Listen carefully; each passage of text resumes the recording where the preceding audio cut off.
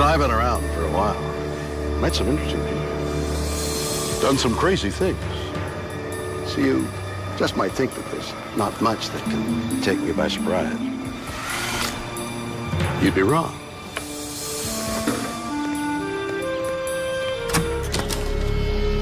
The world is full of stories, science, and things that amaze and confound me.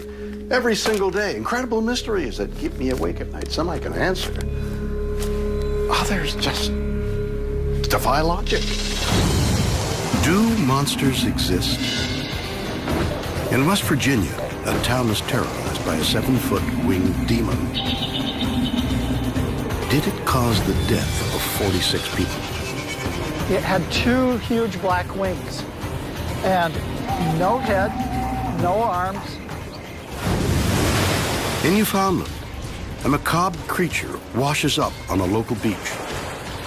Are our oceans concealing a megabeast? It was nothing that either of us had ever seen or could imagine. And in New Delhi, thousands are attacked by a metal-clawed monster. Was it a man or a beast? People ran off in absolute panic. They just were fleeing from the scene. Yeah. It's a weird world, and I love it.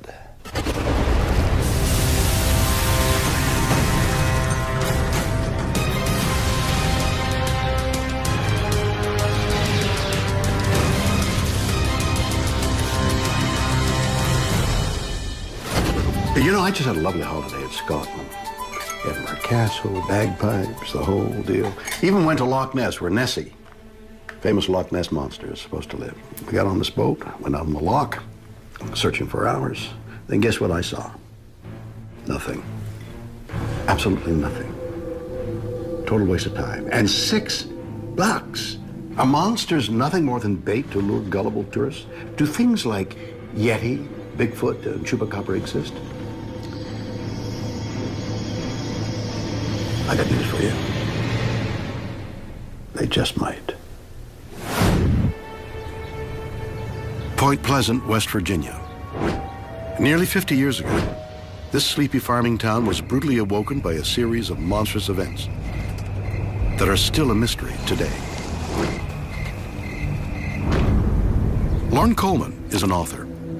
He documented the incidents, which began on the night of November 15th, 1966, when 2 young couples took a drive. Roger and Linda Scarborough and the Mallets were driving around in the old TNT area. It was called TNT because that's where dynamite was stored during World War II. Secluded and dark, TNT was also a well-known lover's lane. But instead of fun, the 4 teenagers are about to encounter a living nightmare. All of a sudden, they see this creature, 6 feet tall, and it's coming to them. It's having glowing red eyes in its chest, which are reflecting the headlights. It had 2 huge black wings, no head, no arms. All of a sudden, it goes into the air and starts flying. They started racing back to Point Pleasant, and the creature was in back of the car. Really, they felt it almost was touching both sides of the highway. Reaching speeds of 100 miles an hour, the chase continues until finally the creature disappears.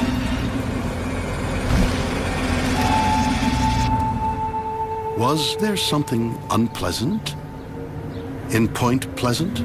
The next day, they come back out there and they see it flying overhead. So all of a sudden, you get more and more kind of word of mouth in the town that this creature's been around, people are seeing it. The newspapers hadn't even caught on to the reports yet.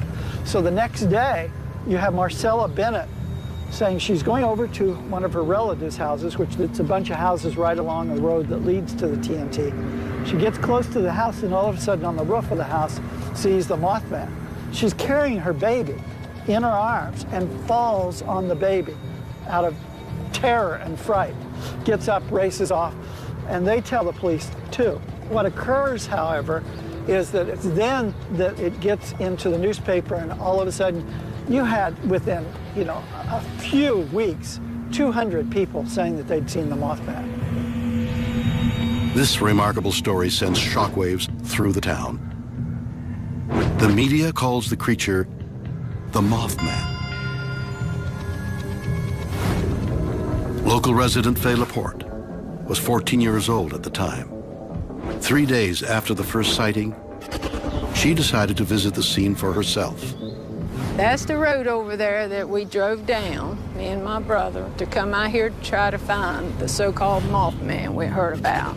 My brother said, well, I'm just going to see if I can find it and prove that it's just somebody in a Halloween costume or something on wires or something.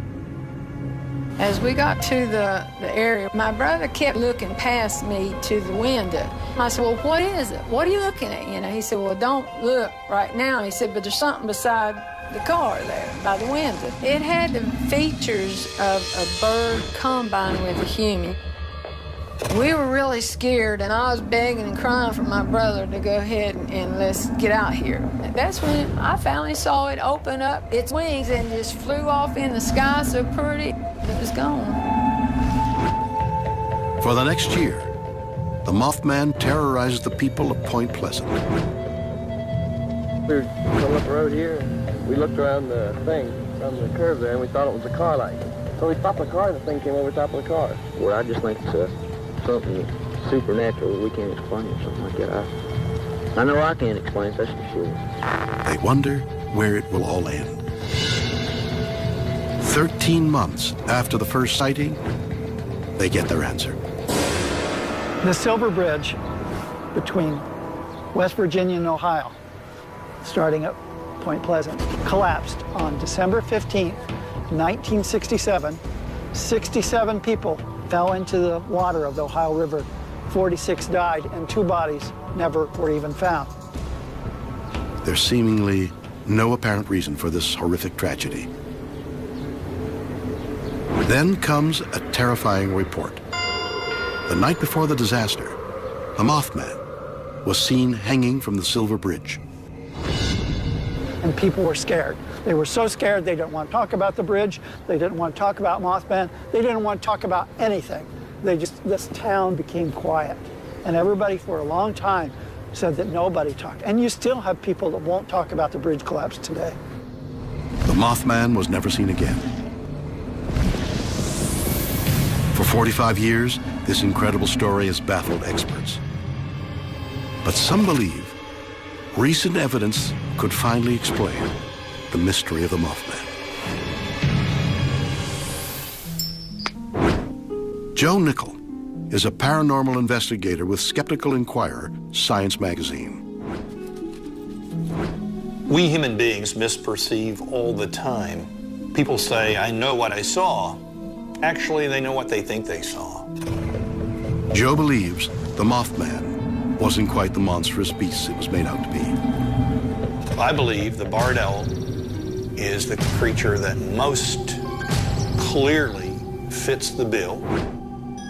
Was the Mothman simply an owl? Nickel thinks the answer lies in Linda Scarberry's first descriptions back in 1966. Her original description of Mothman is of a very large, winged creature. She said it had no neck, virtually no real head, just eyes, very large eyes, round and shining like a bicycle reflector. In the owl family, there are different degrees of what's called eye shine. Among the most potent is that of the barred owl, which has a deep crimson eye shine. It's a large owl with big wingspan. It would look like just eyes set at the top of a body with wings up. It flies in a silent moth-like flight. It has pretty much exactly the characteristics of Mothman, the original sightings. But does Nickel's theory explain the height? Eyewitnesses reported a creature that was 6 or 7 feet tall. We know that people misperceive, and I'm quite confident that somebody looking and not knowing what it is at night quickly and maybe being frightened by it, I dare say I would misjudge the distance and therefore misjudge the height. Incredible, isn't it? Here we have an entire town in fear of their lives from something that can't explain, a creature 7 feet tall that can fly 100 miles an hour and maybe even bring down a bridge, and they blame it on this guy? Don't get me wrong, he's scary. If you're a field mouse, perhaps the real question here is, why did so many people think they saw a monster and even blame it for the death of 46 people? Weird or what? A mysterious winged creature called the Mothman terrorizes a town in West Virginia. Is it proof that monsters exist? Jim Hurat is a psychologist. He believes the Mothman can be explained by a phenomena called MPI. Mass psychogenic illness, or MPI, is a psychological term for an outbreak of mysterious illness that has no medical cause, but it's entirely in someone's head. Before you know it, you have a contagion effect whereby those social symptoms start spreading in a large group of people.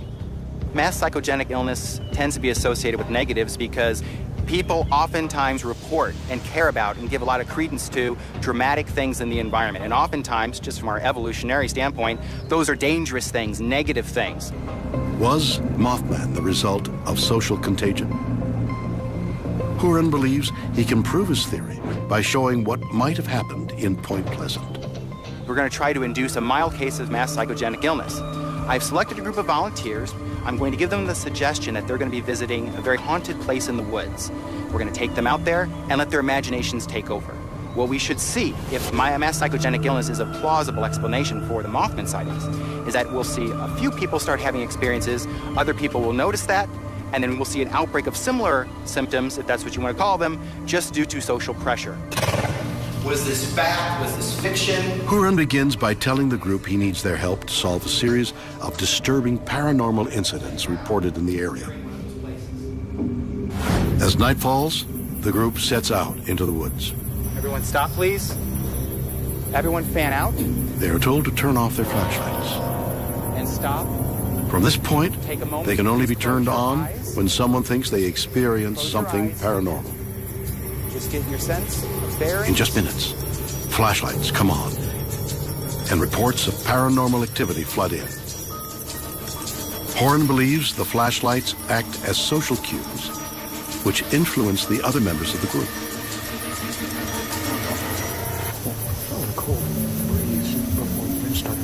You felt a cold breeze?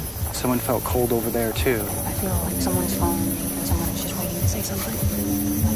Static electricity in my face. Let me understand this. Like right here, you feel like there's static electricity on your face? Is it as soon as one or two cues took hold, then you start seeing a flurry of other flashlights going on. It percolated throughout the entire group, exactly what we would expect with psychogenic illness in a group.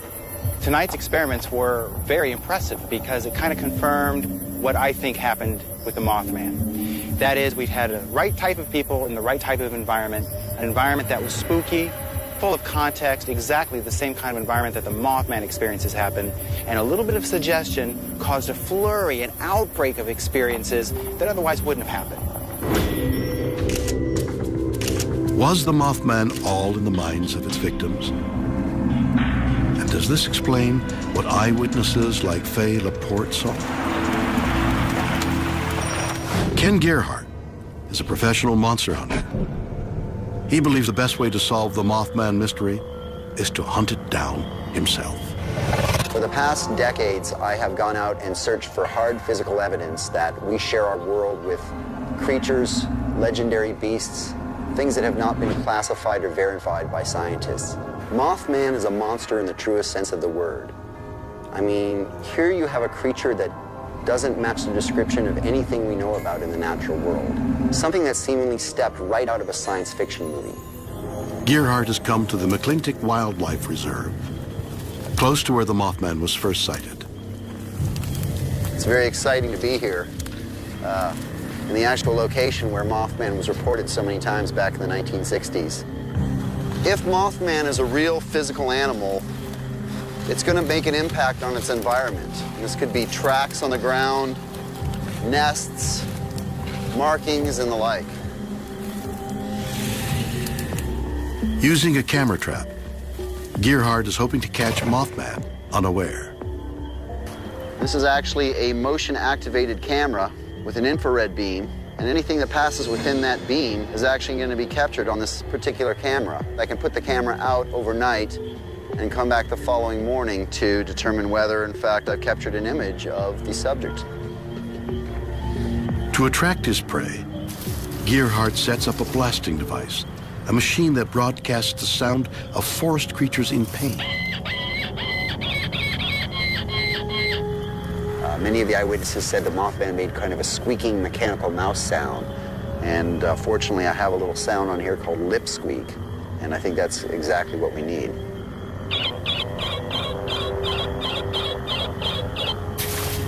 Did you hear that?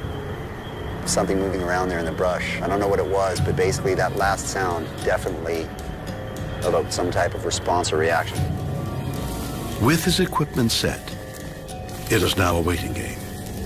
Will the Mothman reveal himself? I don't know about you. But if I were a monster hunter, indeed, if I were hunting the Mothman, I think I'd be taking something a little more substantial than this. I mean, at least I think you take something like this. Wouldn't you? But we have to ask the question, if monsters really exist, why has no one, monster hunter or not, been able to catch one? Then again, if monsters were just ordinary critters, they wouldn't really be monsters, would they?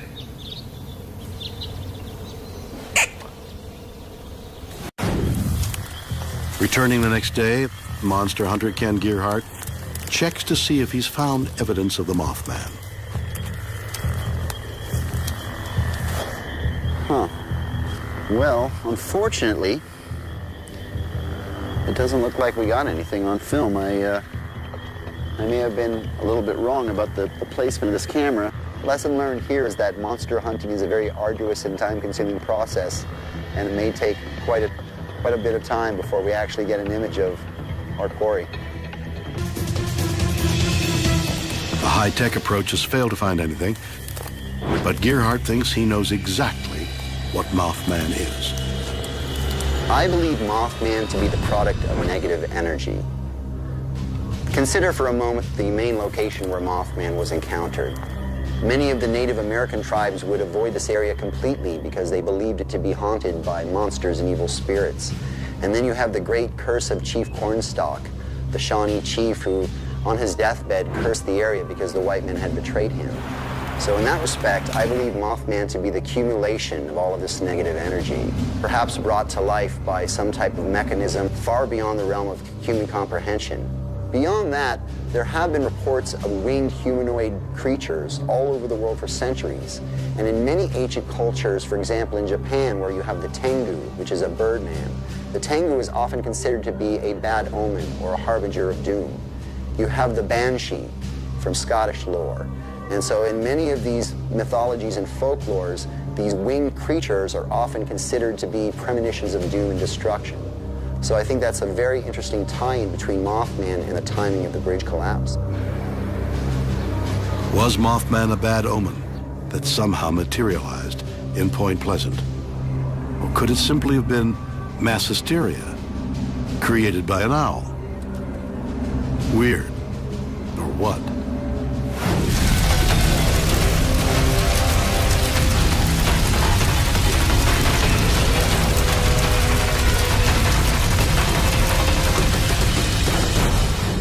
A fisherman finds a giant, unidentifiable creature on a beach in Newfoundland. It was nothing that either of us had ever seen or could imagine. Are monsters lurking in the deep? Ah, hey, whoa. You know, I used to love fishing. Nothing better than the thrill of landing a big one, the ultimate challenge between man and beast. Well, every now and then you catch something you're not expecting.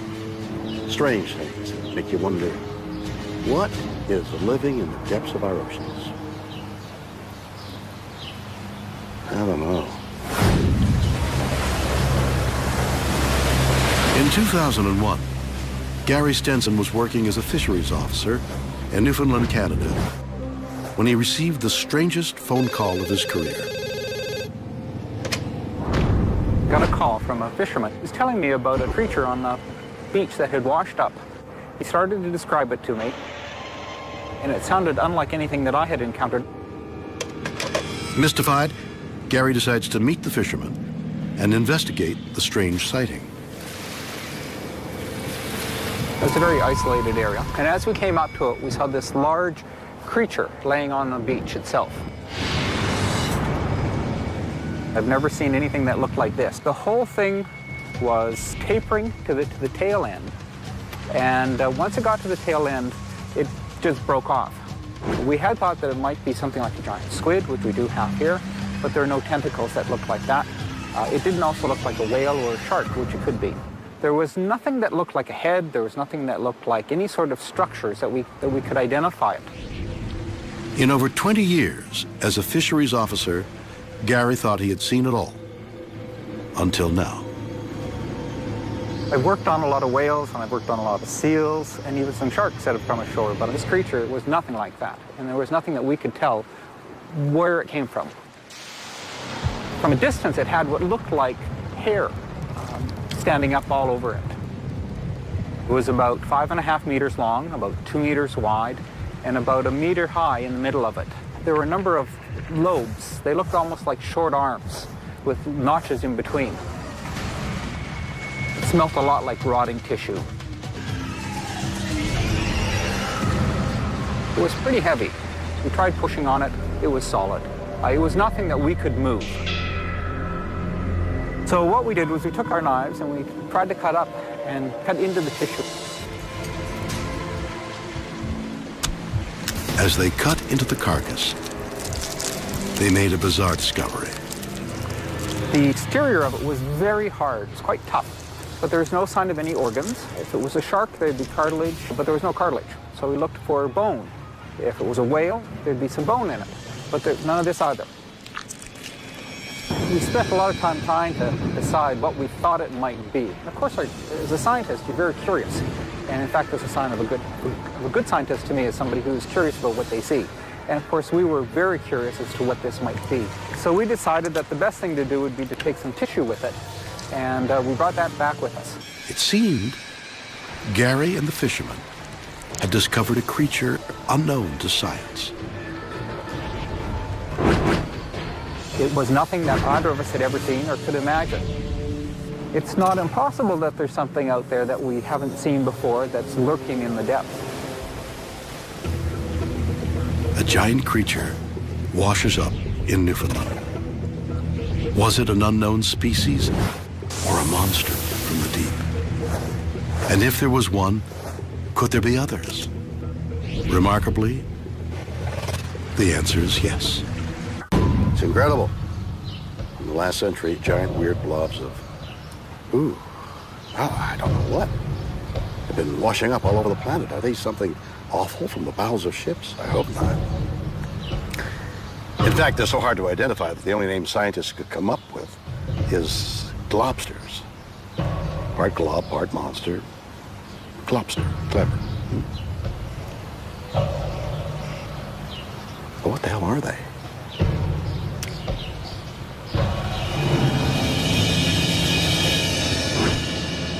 Matthew Adele is a professor of anatomy. He believes the explanation is simple. It sounds like something very mysterious, something completely unknown to science. There are dozens of reports of globsters from around the world going back over a century. They're usually formless, and they don't contain any bones. There's no evidence of a head or a tail or any limbs. They're just big, shapeless globs of flesh. But there's no evidence so far that they're anything other than dead whales. But if globsters are whales, how could tons of bones and internal organs be missing? Waddell thinks the answer lies in one of the strongest elements in nature, collagen, a protein found in whale skin. Collagen is similar to steel in terms of tensile strength, so it's one of the toughest substances known to man. If you feel the back of your heel, feel your Achilles tendon, that's a big rope of collagen the size of your finger. Now imagine something like that woven in overlapping belts around an animal 100 feet long, and you get some idea of the strength of whale skin. It's just incredible. Scientists think protective collagen allows whales to dive up to 2 miles below the surface of the ocean. Many submarines would crush before they got down to that depth. Collagen is their pressure suit when they dive and their armor against things like sharks that would try to take bites out of them. Waddell also believes collagen causes whales to decompose in a unique way. Decomposition for whales is an interesting process because whales are different from other animals in 2 ways mainly. The first is that they're so big, just their sheer scale influences how they decompose. The other thing is the skin of whales is unique in the animal kingdom. It's incredibly thick, it's incredibly strong. You can hang up the entire weight of a whale by a hook through its skin.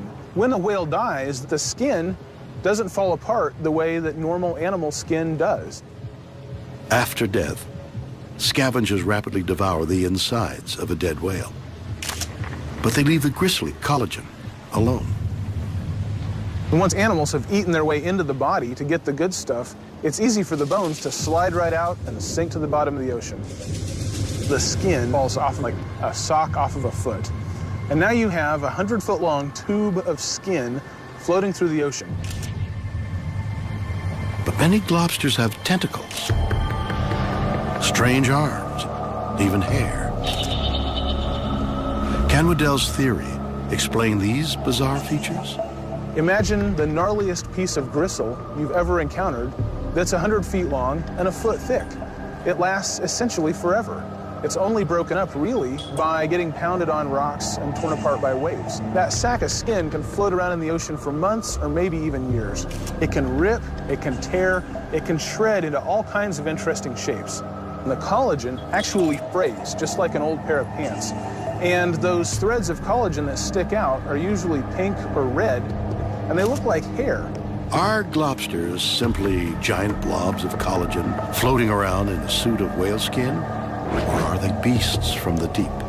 I love a good mystery as much as the next person, and I would love to think that there are giant unknown animals in the ocean. And there probably are some new kinds of sharks and maybe even new species of whales, but there's no real sea monster.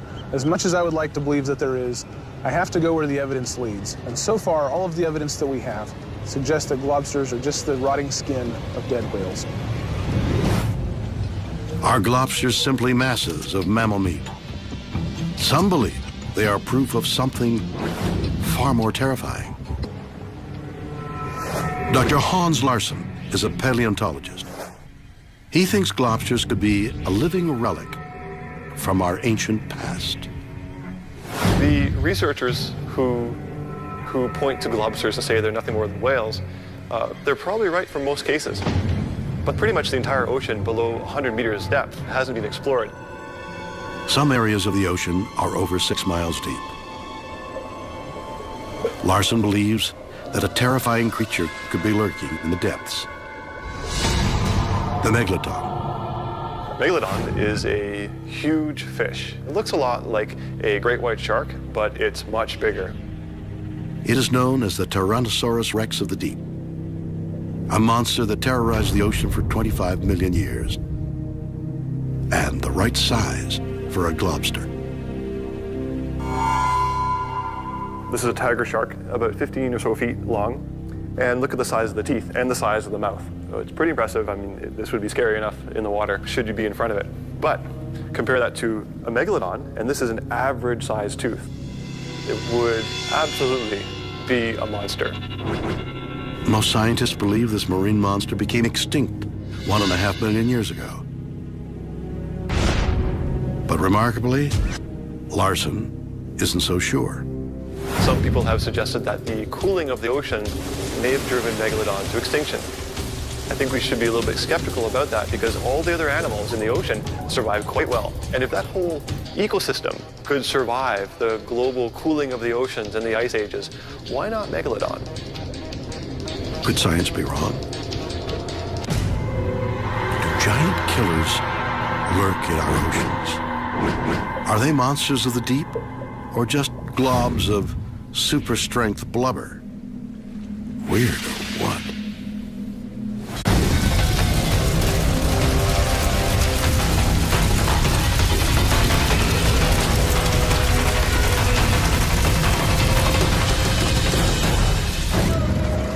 In India, a rampaging man-beast causes widespread panic in the nation's capital. They scream and cry and run off. You know, it is absolute panic. Are scientists creating man-made monsters?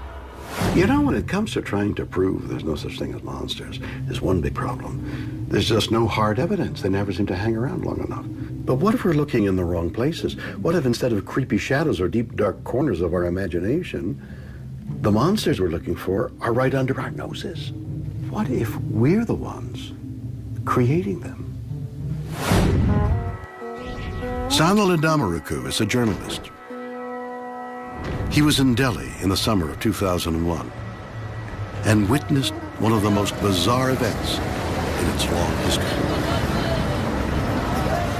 It became very, very warm. The temperatures went up to 48 degrees Celsius with enormous humidity, which made life unbearable. Nobody could sleep in home, especially the poor section of the town. A lot of people have been sleeping on the rooftop. As thousands of people try to escape the heat, they have no idea a 6-week reign of terror is about to begin. Two factory workers said that they have been sleeping on the factory balcony in the evening, and suddenly some strange creature jumped from the floor to the second floor and scratched them, attacked them, screamed and went off. In a city home to thousands of monkeys, at first the attack seemed unremarkable, until the victims described what they had seen. And they said that it had 2-3 special things: metallic claws, then a special light coming from its forehead, one green and the other red. And these lights were moving, and it scratched, made a special whistling sound and disappeared. The story was like a wildfire. It spread everywhere. People have been speaking about this special creature. What had attacked the workers? Within 24 hours, the newspapers give the creature a name: the Monkey Man. All the victims describe the same thing: a hairy creature with metallic claws and strange lights. Everybody has been speaking about the special kind of movement that it has, as if it's controlled by somebody. Some people said that it could be a half-man, half-robot, and especially created by the neighboring country, Pakistan, to make trouble in India. Then comes a new twist. As rumors grow, so does the panic. Just 2 weeks after the first sighting of the Monkey Man, the entire city of New Delhi is besieged by terror. So many people have been injured. Initially, every night, we had 5 to 6 people got attacked by the Monkey Man with scratches, bruises, and other body damages. And the number increased. Later, per night, there have been 120, 130 people got attacked by the Monkey Man. And there have been more than 800 people hospitalized at different parts of the time. Then, tragedy strikes. One lady was on a rooftop sleeping, and someone saw the Monkey Man, screamed, and all people started running off. She had been running off, and she fallen down from the second floor, straight down, hitting the floor, and she died. In the following days, more people die as crowds rush to escape. As panic grows, New Delhi becomes a ghost town. People were so afraid to come out. The Delhi streets were completely empty after 8 o'clock. Totally empty. Not even a car would go out. The whole city was completely afraid of Monkey Man. Then, just as the terror reaches its peak, the incredible happens. There was no Monkey Man reported anywhere after 3rd or 4th week of May, and it simply disappeared. What happened in New Delhi? Something held this giant city in its fearful grip for weeks. Was it a monster? Could the Monkey Man be real? Jay Lakhani is a teacher of the Hindu religion. He believes the monkey man can be explained by Indian culture. There is nothing here that would make me feel that there's anything more than superstition, kind of rolled up with fear and rolled up with this idea of religious iconography, which has kind of produced the story. Lakhani thinks that powerful religious beliefs could have helped create the monkey man. In the Hindu tradition, the word avatar is very central. Avatar means one who descends. The Hindus say the spirit has a habit of descending to earth in human form. In the Hindu religion, gods known as avatars are believed to descend to earth in times of need. Many are depicted as part human, part animal. Was the monkey man a well-meaning avatar that was mistaken for something evil? India is a poor country struggling with lots of issues, so it's understandable the public would like to project the idea that an avatar is here to rescue them. Any sober Hindu, when he looks at a story in a very sober manner, will immediately come to the conclusion that this was not an avatar. It's not just my take on it, but every sober Hindu, no sober Hindu would really consider this to be an avatar, because there is nothing that the monkey has done which in a way reflects what an avatar is all about. It is to benefit humanity, not frighten it. You see, a lay person is very, very gullible. I suspect it is quite possible that a few pranksters got together, dressed up a couple of monkeys, and set them loose on the streets of New Delhi. But for a lay person who is kind of steeped in religious tradition, it is understandable that suddenly when he sees a few pranksters, he somehow projects his own idea that this is an avatar on the streets of New Delhi. Were thousands of New Delhi residents victims of pranks blown out of proportion by widely held religious beliefs? Did the monkey man exist at all? I don't think the monkey man existed at all. I think all these things combined with a few real monkeys kind of jumping about and perhaps some pranksters getting onto the act is the reason why we got this story developing in India as an avatar coming down to earth. So is that the end of this mystery? Maybe not. Could Monkey Man be a product of the human imagination in a different way? Not a religiously inspired delusion, but a manifestation of the dark side of science. Recently declassified documents hint at some kind of twisted Soviet genetic experiment. Was the Monkey Man a secret weapon that escaped the evil lab of a mad scientist that spawned him? Is that weird? Or what? In New Delhi, thousands of people claim to have been attacked by a metal-clawed monster known as the Monkey Man. Was it simply mass hysteria? Or religious superstition? Scott Marlowe is a cryptozoologist with a remarkable theory. I believe monsters exist. They may not necessarily be the Saturday or Friday night movie version of the monsters that terrify us on the silver screen, but there are things out there that go bump in the night that are terrifying, to say the least. When I first heard the story of India's Monkey Man, I was pretty certain I knew exactly what it was. Marlowe's theory is controversial and alarming. He thinks the Monkey Man is a real-life monster created by us. Monsters exist, and we certainly have the ability now with genetic engineering to create them. Based on some of the descriptions, there's a distinct possibility that monkey men could be some kind of human-ape hybrid. Could someone have created a creature half man, half ape? And if so, why? Declassified Russian military files have allegedly revealed that in the 1920s, Joseph Stalin secretly tried to create a super soldier. The super soldier is a genetically engineered creature that is designed with a military purpose in mind. Stalin commissioned a scientist to attempt a hybridization who went to Africa, collected ape DNA, and then attempted to impregnate human women with the sperm of these chimps that he collected the material from. They were trying to create a soldier that had superhuman strength. They wanted the strength of an ape, which is known to be about 7 times that of a human, with the intelligence of a human. Incredibly, Marlowe believes Stalin wasn't the only one who was messing with nature. Not to be outdone by the Russians, we attempted to do the same thing. The attempt was not successful by all accounts, but a lot of that had to do with the lack of knowledge on the genetics. Today, it could probably be done. Are scientists using modern technology to create super soldiers from humans and apes? Could this explain the monkey man?